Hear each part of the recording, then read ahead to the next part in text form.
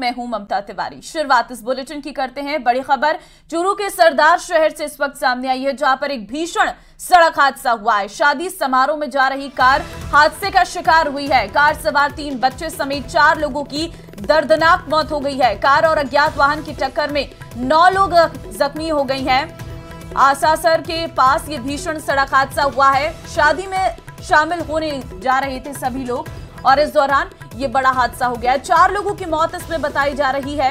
Car सवार 3 बच्चे समेत 4 लोगों की दर्दनाक मौत हो गई है। हादसा बेहद दर्दनाक था। तस्वीरों से आप अंदाजा लगा सकते हैं कि कितना भीषण सड़क हादसा था।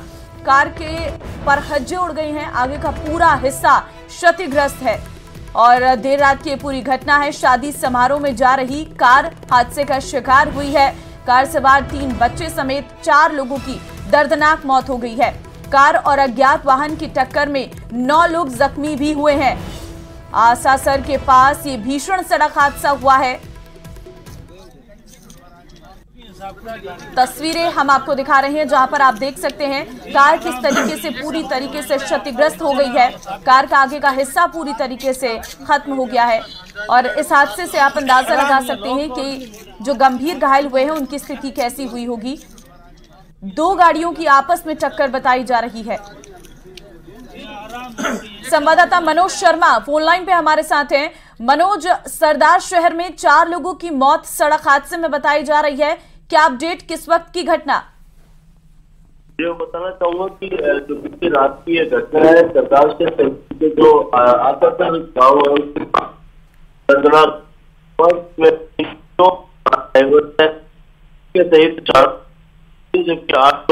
मनोज, आपकी आवाज हम तक स्पष्ट रूप से नहीं पहुंच पा रही है। बहुत धन्यवाद आपका हमसे जुड़ने के लिए।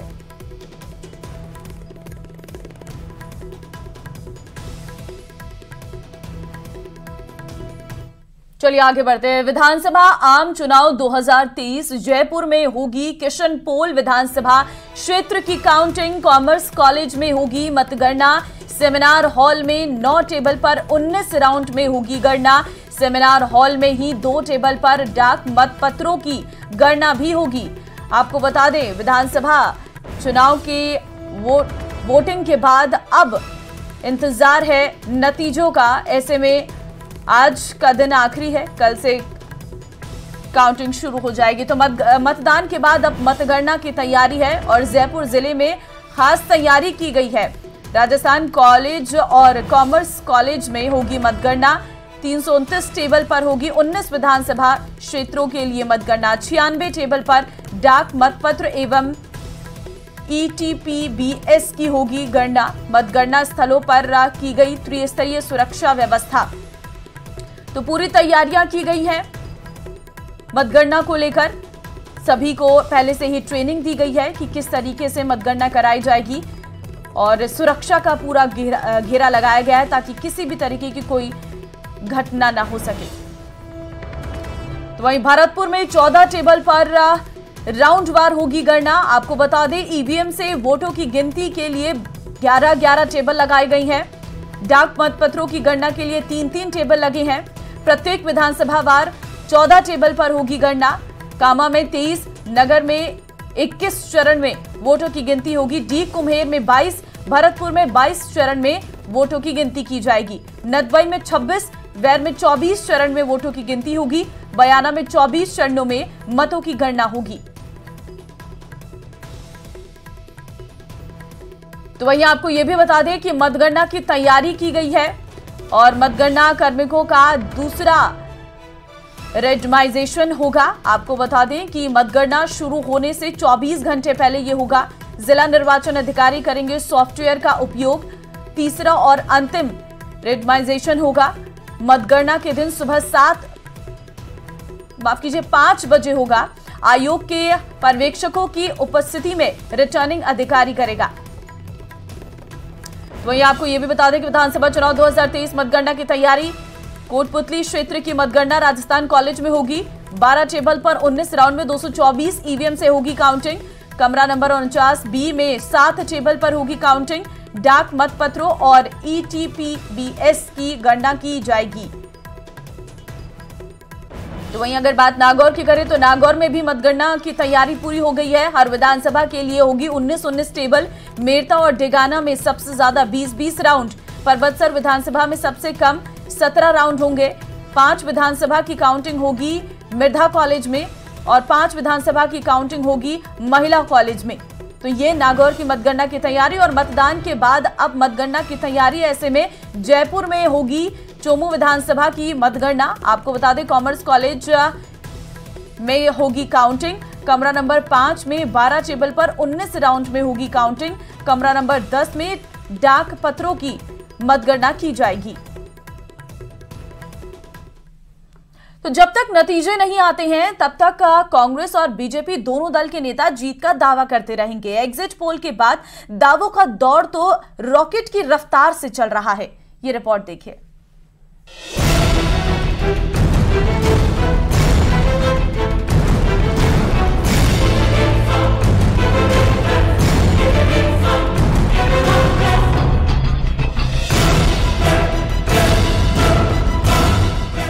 राजस्थान में जब से एग्जिट पोल के नतीजे आए हैं, कांग्रेस और बीजेपी के बीच दावों का कुछ ऐसा ही ट्रेंड देखा जा रहा है। कांग्रेस का दावा है कि वो फिर से सरकार बनाएगी, जबकि बीजेपी प्रचंड बहुमत से राजस्थान में सरकार बनाने का ऐलान कर रही है। 3 दिनों की यात्रा पर बांसवाड़ा पहुंचे बीजेपी के पूर्व प्रदेश अध्यक्ष डॉक्टर सतीश पूनिया ने माता त्रिपुर सुंदरी के बाद प्रदेश में 125 से 150 सीटें बीजेपी को मिलने का दावा किया है। रुझान अच्छे ही हैं। भारतीय जनता पार्टी बहुमत की सरकार बनाएगी। कुल मिलाकर जिस तरीके से 5 साल में कांग्रेस के शासन में अराजकता थी, कानून व्यवस्था खराब थी, किसान जमीनों की नीलामी से त्रस्त थे, नौजवान पेपर लीक से त्रस्त थे, भ्रष्टाचार के कारण लोगों के मन में एक आक्रोश था। कुल मिलाकर राजस्थान में 5 वर्षों में राजनीतिक अस्थिरता के कारण जनता को बहुत ज्यादा भुगतना पड़ा और इसी अराजकता के खिलाफ राजस्थान की जनता ने कांग्रेस को हराने के लिए और बीजेपी को जिताने के लिए बटन दबाया। सतीश पूनिया की तरह बीजेपी प्रत्याशी किरोड़ीलाल मीणा भी प्रदेश में बीजेपी को भारी बहुमत से जीत मिलने का दावा कर रहे हैं। सीटें 120 प्लस और 130 तक पहुंच जाए तो कोई ताज्जुब नहीं है। और एक चीज और मैंने ऑब्जर्व की है, जो पूरी राजस्थान पर जिन सीटों पर गया वहाँ रमेश मीणा हार रहे हैं, भजन लाल जी हार रहे हैं, महाराज की भी सुन रहा हूँ, प्रसादी लाल जी हार रहे हैं, सब जितने भी मंत्री हैं सब निमट रहे हैं, हार रहे हैं। इसका मतलब 95% से ज़्यादा मिनिस्टर अब की बार घर बैठ जाएंगे, जनता उनको घर बैठा देगी। कारण है भ्रष्टाचार चरम पर और जनता में आक्रोश सरकार के खिलाफ बहुत ज्यादा था। एक के बाद एक बीजेपी के कई नेता जीत का दावा कर रहे हैं। राज्यसभा सांसद राजेंद्र गहलोत भी कुछ ऐसा ही दावा करते नजर आए। एग्जिट पोल से अंदाजा तो लगाया नहीं जा सकता, परंतु लोगों में इच्छुकता पैदा हो गई है और इच्छुकता के कारण राजनीतिक कार्यकर्ता चाहे किसी भी क्षेत्र का हो वो इस पे अपने अपने गणित लगा रहा है। परंतु मैं ये कह सकता हूं कि मध्य प्रदेश, छत्तीसगढ़ और राजस्थान, इसमें भारतीय जनता पार्टी को बहुमत मिलेगा। बीजेपी के बाद कांग्रेस भी जीत का दावा कर रही है। पीसीसी चीफ गोविंद सिंह डोटासरा का कहना है कि प्रदेश में कांग्रेस पूर्ण बहुमत से सरकार बनाएगी। इनसे आपस में झगड़ रही थी, भाजपा की कोई नीति नहीं थी, उसके पास कोई एजेंडा नहीं था। 5 साल में उसने कोई ऐसा विपक्ष की भूमिका में कुछ किया नहीं। वो तो मुंगेरी लाल के हसीन सपने देख रहे थे, 8-10 मुख्यमंत्री बने बैठे थे। यहाँ पर आप देखिए कि सीपी जोशी जी तो खुद चुनाव नहीं लड़ रहे हैं और 1 सीट जिताने की क्षमता नहीं रखते हैं। राजेंद्र जी राठौड़ साहब है, वो खुद चुनाव हार रहे हैं। और यहाँ वसुंधरा राजे जी के साथ में जिस प्रकार से 5 साल इन्होंने किया, तो मैं समझता हूं कि उनके नेतृत्व को आलाकमान ही नहीं माना तो जनता कैसे मानती। सत्ता का सिकंदर कौन बनेगा ये तो 3 दिसंबर को साफ होगा, लेकिन उससे पहले दोनों ही दल खुद की सरकार बना रहे हैं। Bureau report, news 18 Rajasthan.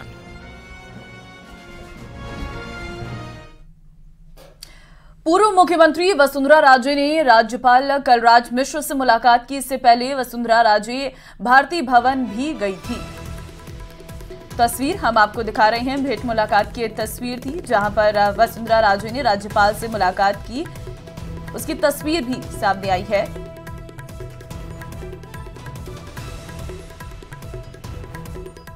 आगे बढ़ते हैं। सीएम हाउस पर अशोक गहलोत से नेताओं की मुलाकात का दौर जारी है। सीएम गहलोत को कई नेताओं ने अपनी सीट का फीडबैक दिया है। डॉक्टर सीपी जोशी की भी गहलोत से मुलाकात हुई है। चुनाव के बाद आए एग्जिट पोल और रुझान पर चर्चा की गई है। साथ ही अलग अलग सीटों को लेकर भी बात हुई है। डॉक्टर जोशी मुलाकात के बाद सीएम हाउस से निकले तो सीएम गहलोत ने नेताओं से मुलाकात की, जिसकी तस्वीरें भी हम आपको दिखा रहे हैं। सीएम गहलोत की नेताओं के साथ मुलाकात काफी मायने रख रही है। आपको बता दें कि जैसे जैसे एग्जिट पोल निकलकर सामने आई है, क्योंकि कांग्रेस को भी अच्छी बढ़त मिली है एग्जिट पोल के मुताबिक, और उसके बाद ही नेताओं के मिलने का दौर लगातार जारी है।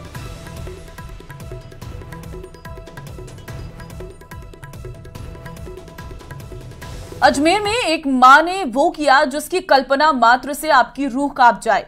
युवक के प्रेम में अंधी हुई महिला ने अपने ही पुत्र को मौत के घाट उतार दिया।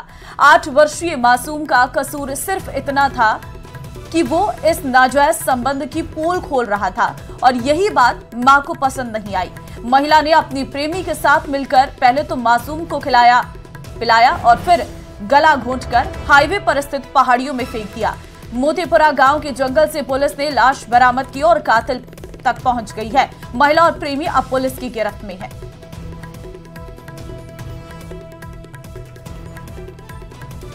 तो 8 वर्षीय मासूम की गला दबाकर हत्या का यह पूरा मामला सामने आया है। फिलहाल प्रेम प्रसंग में हत्या की इस वारदात को अंजाम दिया गया है। प्रेमी के साथ मिलकर इस वारदात को अंजाम दिया है।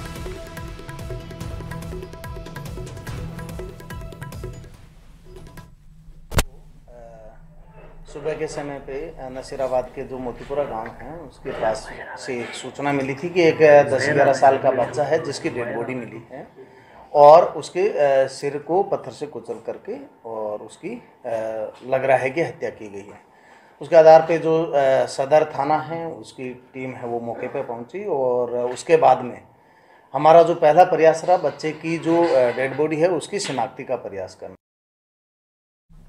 जयपुर में वाहनों के वीआईपी नंबर के लिए लोगों में जबरदस्त क्रेज देखने को मिल रहा है।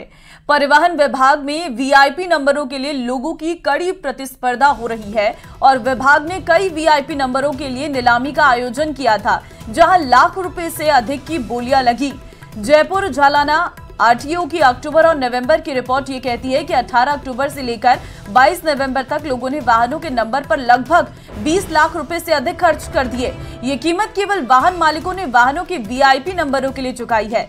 22 नवंबर को बिके 0001 नंबर की कीमत 5,05,000 रुपए थी। अक्टूबर महीने में टॉप 10 नंबर्स में से सबसे कम कीमत 0006 नंबर के लिए चुकाई गई है, जो कि 1,02,000 रुपए थी। वीआईपी नंबर मिलना ग्राहक की तकदीर पर निर्भर करता है। अगर ऑनलाइन वीआईपी नंबर लेने पर किसी दूसरे ग्राहक ने बोली नहीं लगाई तो तय कीमत पर नंबर मिल जाएगा।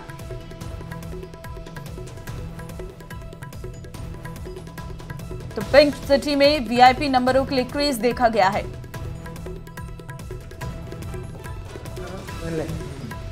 ये आरटीओ के लेवल पे मैन्युअली ये नंबर अलॉट किए जाते थे, कोई स्पेसिफिक नंबर। 2018 के बाद में फैंसी नंबर पोर्टल डेवलप किया गवर्नमेंट ने, उससे गवर्नमेंट का रेवेन्यू भी बढ़ा, और दूसरा इसमें जो फैंसी नंबर है उसमें एक ट्रांसपेरेंसी आ गई। तो अब जैसे इस साल का अगर देखें तो 1164 अब तक फैंसी नंबर जनरेट। बढ़ते आगे, महिला की संदिग्ध तरीके से मौत को लेकर जिला अस्पताल की मोर्चरी के बाहर पीहर पक्ष के लोगों ने प्रदर्शन किया और साथ ही मौत के कारणों की जांच मेडिकल बोर्ड से पोस्टमार्टम कराने की मांग की है। मृतका के पिता ने आरोप लगाया है कि उसका पति आए दिन उसकी बेटी के साथ मारपीट करता था। गौरतलब है कि गुरुवार को फांसी लगने से महिला की हालत बिगड़ गई थी, जिसे उपचार के लिए अस्पताल में भर्ती कराया गया था, जहां उपचार के दौरान उसकी मौत हो गई। महिला की मौत के बाद परिजन मोर्चरी के बाहर धरने पर बैठ गई हैं। बाद में पुलिस ने समझाइश कर मामले को शांत कराया और जांच का भरोसा दिया। फिलहाल पुलिस पूरे मामले की जांच कर रही है।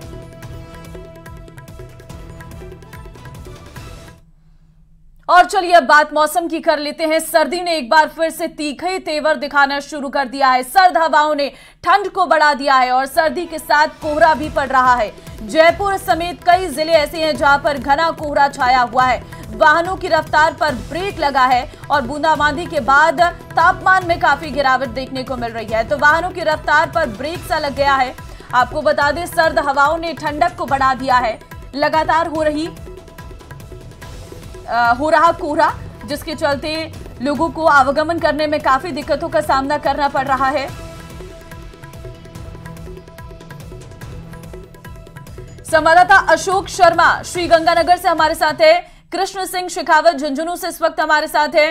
अशोक, सबसे पहले आपके पास आऊंगी। श्रीगंगानगर के मौसम के बारे में बताइए, आज क्या स्थिति है? तापमान में कितनी गिरावट दर्ज की गई है? देखिए ममता, जैसे ही दिन और रात के तापमान में गिरावट का दौर शुरू हुआ है, वैसे ही श्रीगंगानगर सहित प्रदेश भर में सर्दी का आगमन हो चुका है। आज के मौसम के मिजाज की बात करें तो आप ये देखिए, श्रीगंगानगर जिला मुख्यालय पर तो मौसम कोहरा इतना घना नहीं है, लेकिन ग्रामीण क्षेत्रों की यदि हम बात करें तो वहां पर काफी घना कोहरा देखा जा रहा है। मैं सबसे पहले अपने दर्शकों को श्रीगंगानगर जिला मुख्यालय की तस्वीरें दिखाऊं तो आप ये देख पाएंगे कि श्रीगंगानगर के अंबेडकर चौक से रविंद्र पथ की ओर जाने वाले मार्ग की तरफ हम देखेंगे तो बहुत हल्का कोहरा दिखाई दे रहा है, लेकिन टेम्परेचर डाउन होने की वजह से जो लोगों का रूटीन था वो पूरी तरह से बदलने लगा है।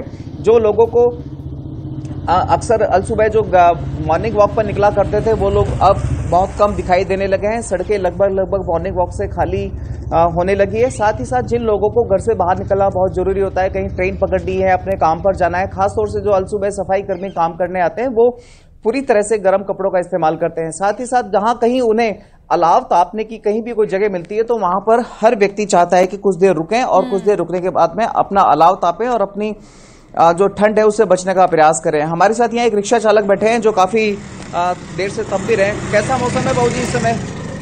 ठंड है साहब जी। हाँ जी, ठंड है, बहुत ज्यादा होने लग गई है, धुंध पड़ने लग गई है थोड़ी थोड़ी। हाँ जी, हाँ जी।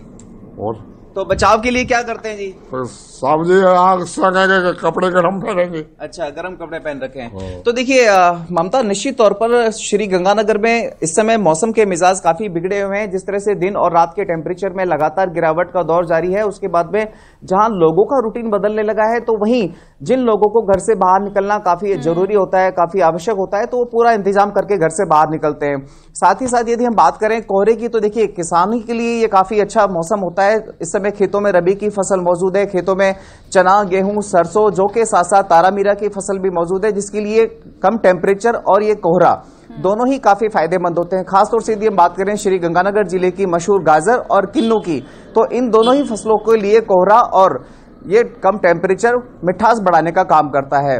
मौसम विभाग ने भी आगामी दिनों में मौसम शुष्क रहने के साथ साथ श्री गंगानगर सहित बीकानेर संभाग में हल्के से मध्यम दर्जे का कोहरा छाने के साथ साथ टेम्परेचर में गिरावट होने की संभावना जताई है। ठीक है अशोक, आप बने रहिए हमारे साथ। कृष्ण, झुंझुनू का मौसम कैसा है? वहां पर तापमान में कितनी गिरावट दर्ज की गई है?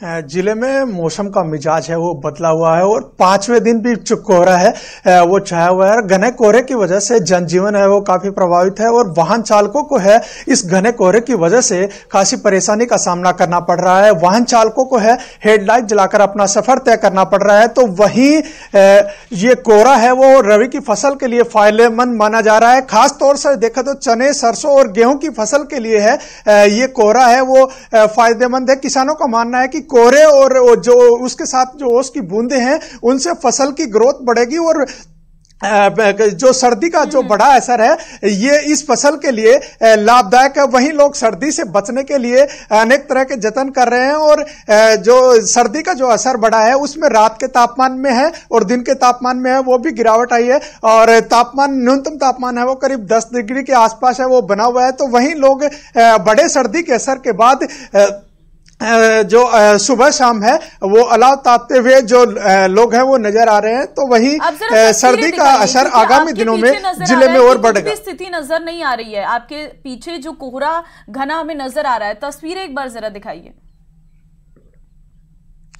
झुंझुनू में 5वें दिन है कोहरे का घना असर और विजिबिलिटी है करीब 10 से 15 मीटर है। मैं तस्वीरों में दिखाना चाहूंगा कि कोहरा जो पूरी तरीके से जो कोहरे के आगोश में है वो झुंझुनू है वो लिपटा हुआ है और पूरा जो कि एकदम से घना कोहरा छाया हुआ है। कोहरे की वजह से ही जो है जनजीवन खासा प्रभावित है और 5वें दिन कोहरे के आगोश में है वो झुंझुनू लिपटा हुआ है। और कोहरे की वजह से जो ग्रामीण इलाके हैं उनमें कोहरे का असर है वो ज्यादा है। तो वहीं इस कोहरे को किसान है वो अपनी फसलों के लिए फायदेमंद मान रहे हैं। उनका मानना है कि कोहरे के साथ जो ओस की बूंदें हैं उनसे रबी की फसल को खासा फायदा होगा। जी बिल्कुल, और तस्वीरों में नजर भी आ रहा है अशोक, हम देख रहे हैं तस्वीरें लगातार अलग अलग जिलों से, अलग अलग तस्वीरों में कि किस तरीके की स्थितियां देखने को मिल रही हैं, लेकिन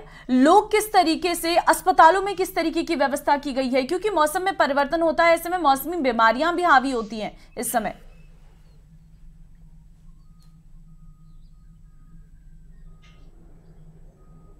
बिल्कुल ममता, देखिए जैसे ही मौसम में परिवर्तन हुआ, तापमान में गिरावट का दौर शुरू हुआ, वैसे ही मौसमी बीमारियां भी बढ़ गई है। निश्चित तौर पर श्री गंगानगर जिला अस्पताल सहित विभिन्न ग्रामीण क्षेत्रों की पीएचसी सीएचसी की बात की जाए तो वहां पर सर्दी जुकाम से ग्रसित मरीजों की संख्या या उनकी ओपीडी में अच्छी खासी बढ़ोतरी की गई है।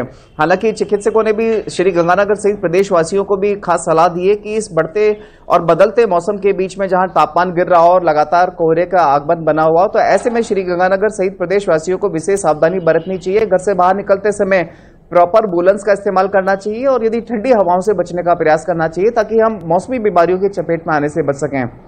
इसके साथ साथ स्थानीय प्रशासन के द्वारा इस समय घने कोहरे की वजह से श्री गंगानगर सहित प्रदेश भर में खासतौर से बीकानेर संभाग के गड़साना और आंवला क्षेत्र में जिस तरह से कोहरा देखा जा रहा है, तो ऐसे में वाहन चालकों से भी अपील की गई है कि घने कोहरे के बीच में अपने वाहनों की जो रफ्तार है उस पर थोड़ा सा लगाम कस के रखें। खासतौर से गाड़ी चलाते समय स्टेट और नेशनल हाईवेज पर आप गाड़ी की फॉग लाइट या हेडलाइट ऑन करके रखें ताकि किसी भी संभावित दुर्घटना को टाला जा सके। जी ममता। बिल्कुल अशोक, धन्यवाद आपका तमाम जानकारी देने के लिए। कृष्ण, आपका भी बहुत धन्यवाद तमाम जानकारी देने के लिए। और चलिए अब एक नजर